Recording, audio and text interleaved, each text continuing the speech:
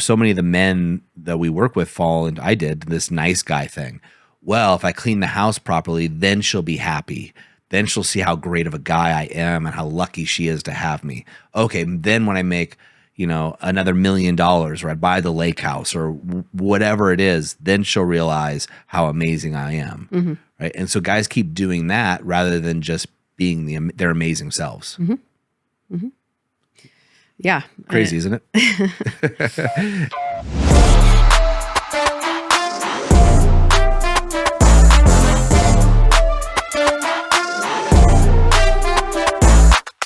Hey guys, welcome back to another episode of the TPM Show. Once again, we are joined by my beautiful wife, Erin Holt.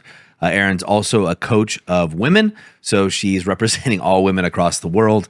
But in all seriousness, she has a wide pool of data points of not only herself being a woman, her girlfriends, but also the women she coaches. And for some of you guys listening to this, that might be your wife, actually, now I think about it. So Erin's got tons of information. And today, we're going to talk about why doesn't your wife notice the changes you're making? I know I get this question from you guys a lot. And so today, Erin's going to help us break that down. Thanks for being here. Thanks for having me. Love being here. Yeah, we love having you here. So this is a question I get often. I see it in our private community is the guys are making shifts, right? They're making changes. And for them, these are huge changes, right? They're doing morning routines. They're doing their alpha rise and shine. They're changing the way they communicate. They're no longer getting triggered and starting fights. All of these things are happening within their relationship. And yet they're saying, their wife is saying to them, I'm not noticing the change. Sure, hard to hear, especially when you're working on yourself a lot. Yeah. Absolutely. Yeah. And I have some reasons in my eyes. Time and energy. Sure. One of the potential reasons that I hear from the other side, or just from being a woman can know, it's like maybe the man's doing all these things and it's like, alpha rise and shine and all these wonderful, wonderful things that are taking more responsibility for his own self. And yet there could still be a gap where he's not showing up that way inside of the marriage or relationship. So in a way, it's like the world and other people are still getting the best of him and she is getting the leftovers. On some level, it might be more than before, but it's like,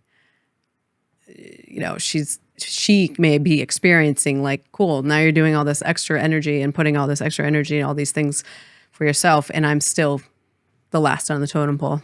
Yeah. Yeah. So it's really that he isn't addressing the core. Now he's addressing the core issue, but he's not addressing the issue that impacts her the most, right? Because as well as I do that we have to fill our own cups first. He's starting to do that, is what you're saying. And she's going, hey, I'm still last. Like, this still sucks for me. Like, good for you, buddy, but this still sucks for me. Yeah, and I could see that happening a lot. It makes total sense, by the way, and especially in emotionally immature relationships. And I know it's a triggering thing to say to people, but you and I were in an emotionally immature relationship. We were. So when you look back at it, hindsight being 20/20, and most relationships with people that I know that we go out and see, they are too, right? And you can see it playing out, or you and I can, because we play in this sandbox every single day. So that's really interesting to address. The other thing that I come up with when I hear this sometimes, and I use this example a lot, because I think it is so profound, is I had a guy come to me and go like, I've been making all these changes. I've been consistent for 3 weeks now. It's been great. Why isn't she seeing the change? Why isn't she reacting? And I asked this guy, I go, well, you told me, your own words, that you used to be a jerk, like a whore. You used a different name, but I'll use the word jerk. Is that true? And he's like, oh, yeah. I go, how long were you a jerk for?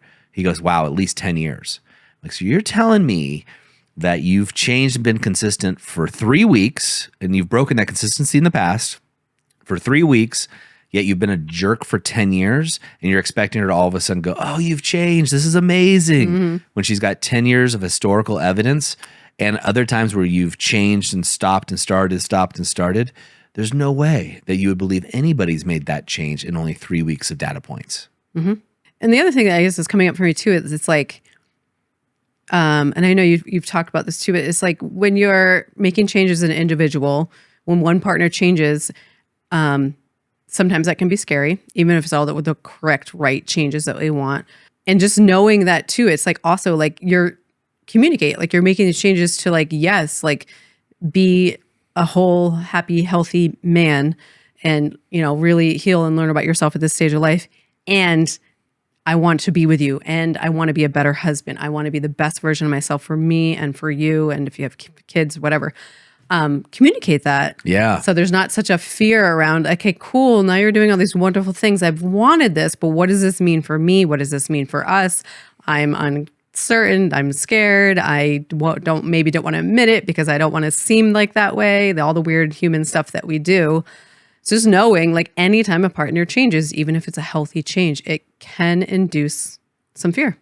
Yeah. The guys I work with, some of the guys I work with one-on-one, in the past, what happens a lot when it comes down, because I'm working with them one-on-one, it's very intimate, right? I get to know them really well.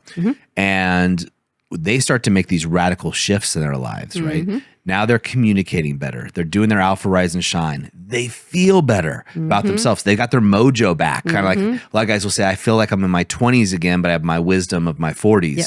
And so they have all this energy and they're going out and they're attacking life again like they haven't done in a long time.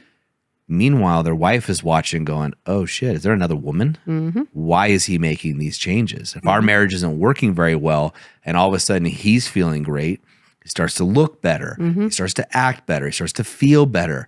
And like to your point, he's starting to do these things that she has wanted him to do. Who is he doing them for? I think a lot of times what happens with that is the woman wants to give pushback because she's scared.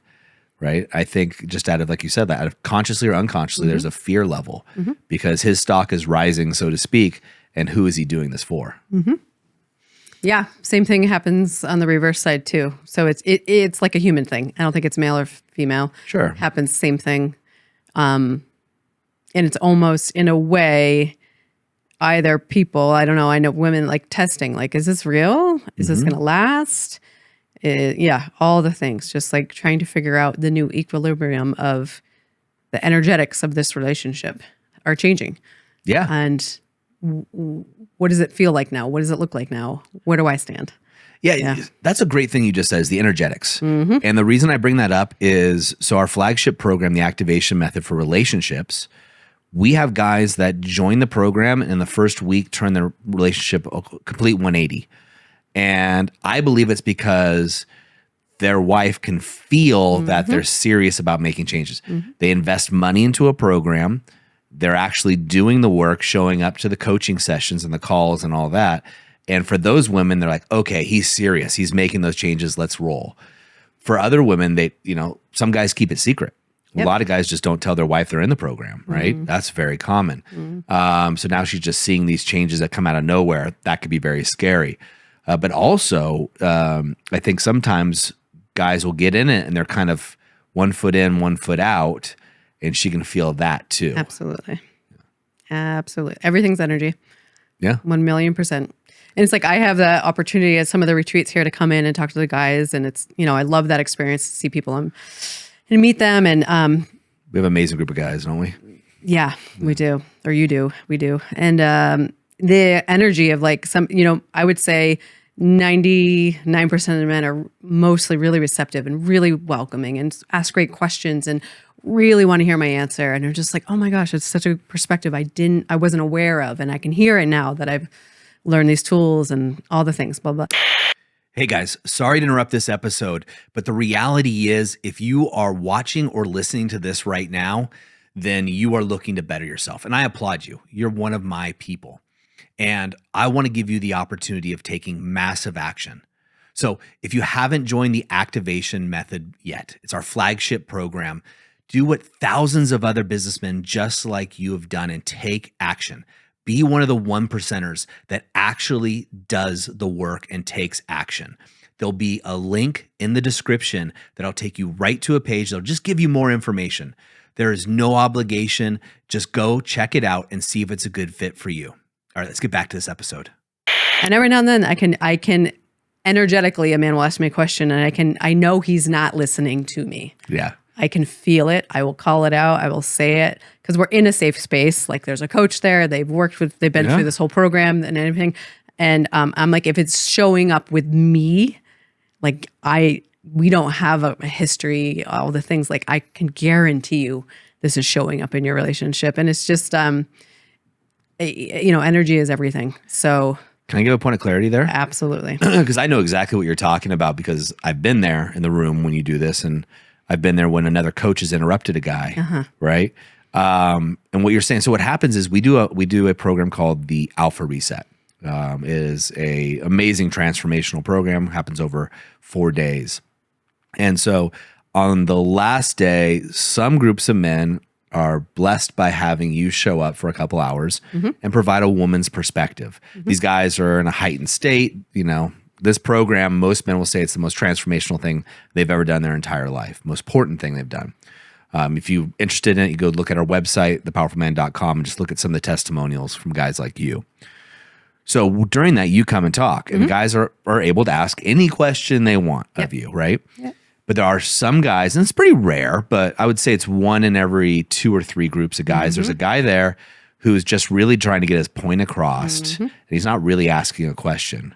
And you're saying, I can pick up on it and feel it. The other guys in the room can too.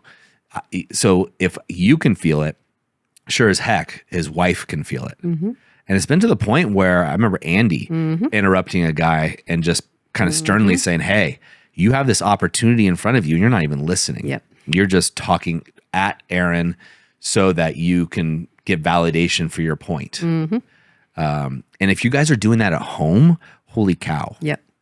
And I don't know if people listen which podcast order is going to come out, but what Andy does, or all the coaches do, and Andy's done it really well, is like for my own safety, like I know nobody's going to hurt me, but he holds an emotional boundary in that room really well, which ties into what we were talking about on the previous podcast of difference between men and women. But yeah. Yeah, you could say it. A lot of these guys are going to skip around podcasts. Sure. I do all the time. We're at 800 and some, 900 podcasts at this point. Done this for years. So yeah, and that's the thing, is holding that emotional boundary. And Annie does a great job of it. I try to leave the room so you have space, because I always feel like I need to be a translator at times. Because I talk to the guys so much, and I am a dude, so and I know you very well, and going in there to get that. So good point. Yep. So moving on to the whole idea of the conversation for men, right? So when a guy, well, let me ask you this from your client's perspective, right? Not yours, of course, but from your client's perspective, what is something a guy can do to prevent this fallout? So what is something he can do to not showcase, but to ensure that his partner knows that he's serious about making changes? Say partner, his wife. Is making changes in his life or within the marriage, or both? Both, but the marriage specifically. Perfect. It sounds such like a simple answer. Rinse and repeat, communicate. Yeah. Rinse and repeat. Communicate your intention, communicate your why.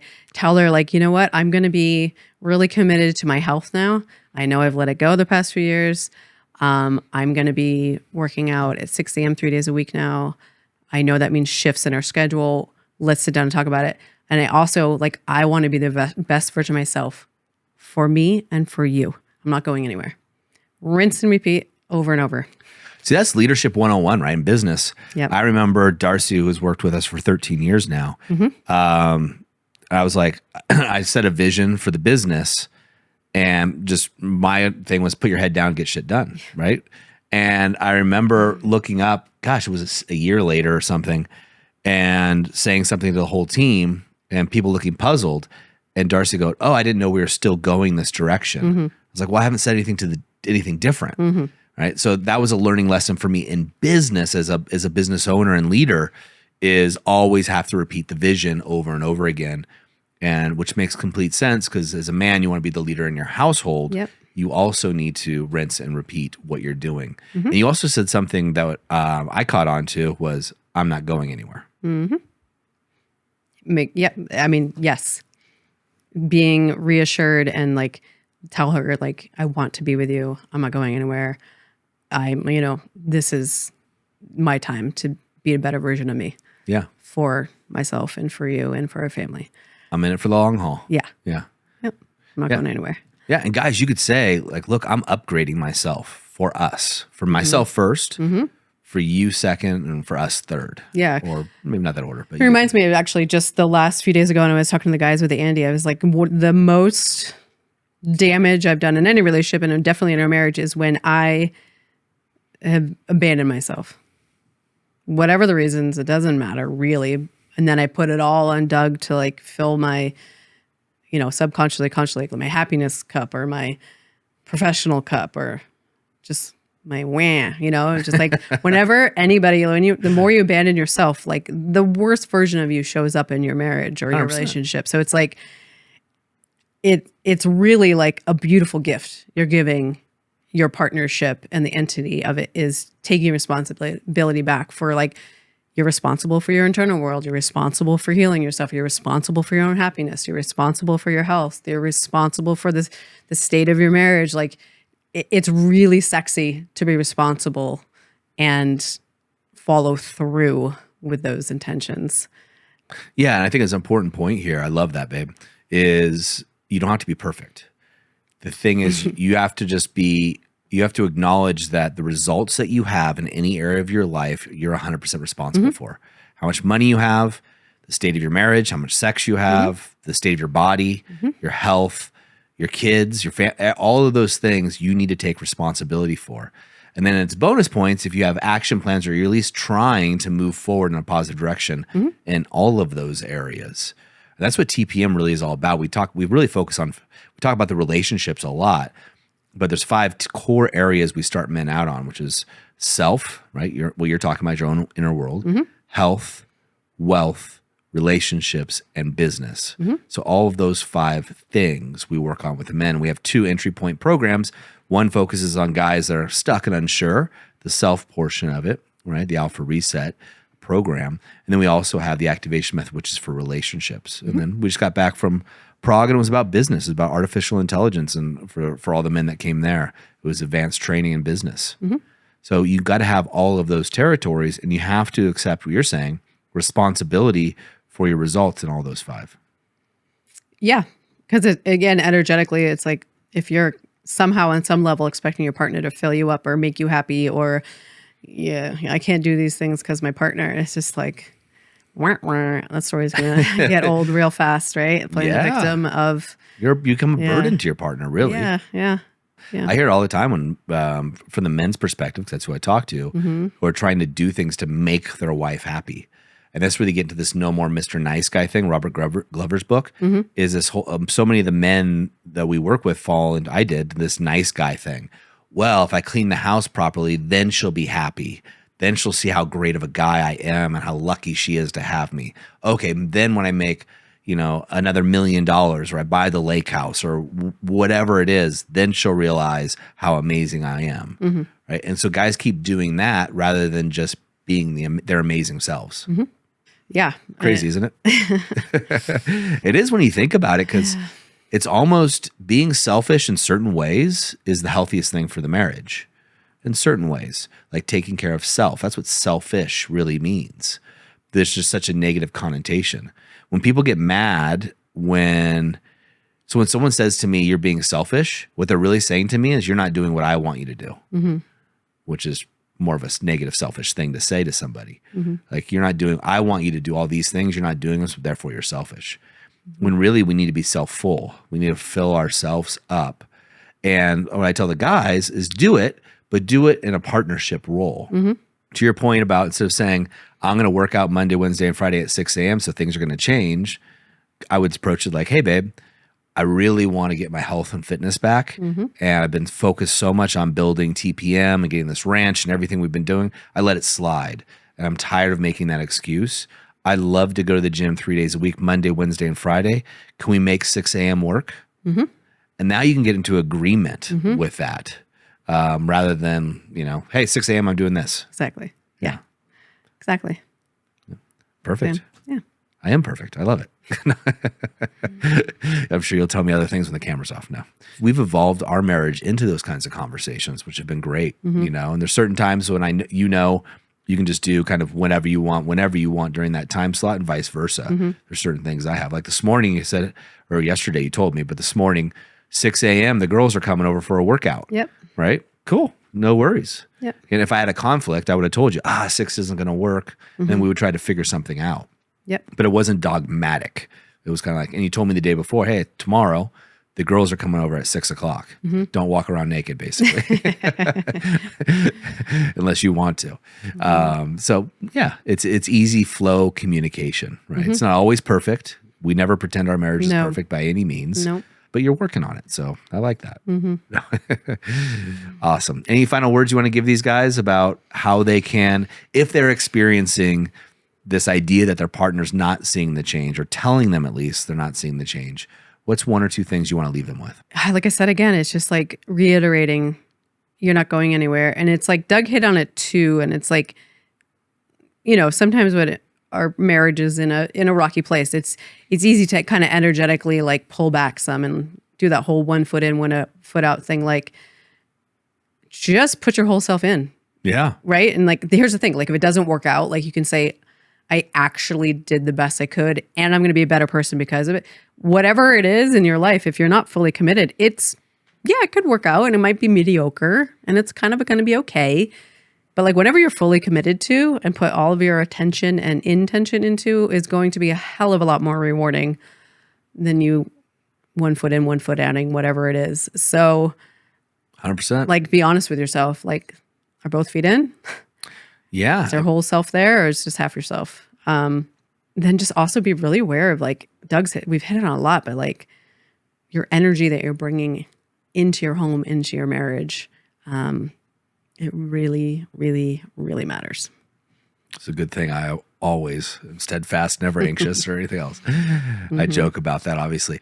And I want to iterate, like, I know when you and I were going through our tough problems and thinking, I was down in Solana Beach and I went down there. I remember asking myself the question. I was on the beach. I remember asking myself, have I been the best version of myself or the best husband that I could possibly be consistently? And the answer instantaneously came back no. And I was like, shit. Oh, all right, I'll do that for 30 days and see if this works out. And lo and behold, it did.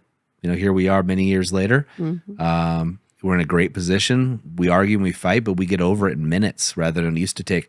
Man, when we used to argue, I remember we would be disconnected for weeks. Now it's minutes. We get able to settle it, get back. And that's great. All that time we've lost, or the time we could lose if we can't reconnect. And again, I want to make sure all the guys know we're not trying to paint a picture that we are perfect people by any means. We're learning, we're growing together. But that's the difference. We're doing it together. And things have changed and evolved so much. We've come a long way. Long way. Which is great to see. I'm going to add something else to this, is something that you said I thought was really good was, 2 things. One is she might be scared. She might just be telling you she's not seeing it because she's scared, and she's scared of giving up power in that situation. We didn't touch on that, but giving up power to you because the relationship isn't working out. She doesn't know what to do.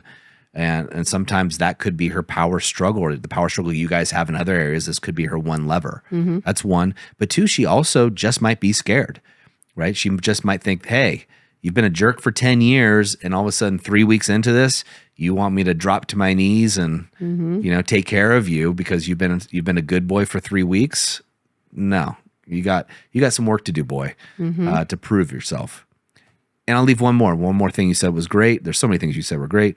3 is guys don't get this until they get it, that women can feel your energy before you get into the room. Yep. And so she knows if it's legit or not. So if you've made the decisive change, not like, and here's the analogy I'll give, Erin, because I've heard this before. There's a difference between, if you ask a guy, hey, do you want to get a beer? There's a difference between a guy says, I've stopped drinking. I haven't drank for 3 days.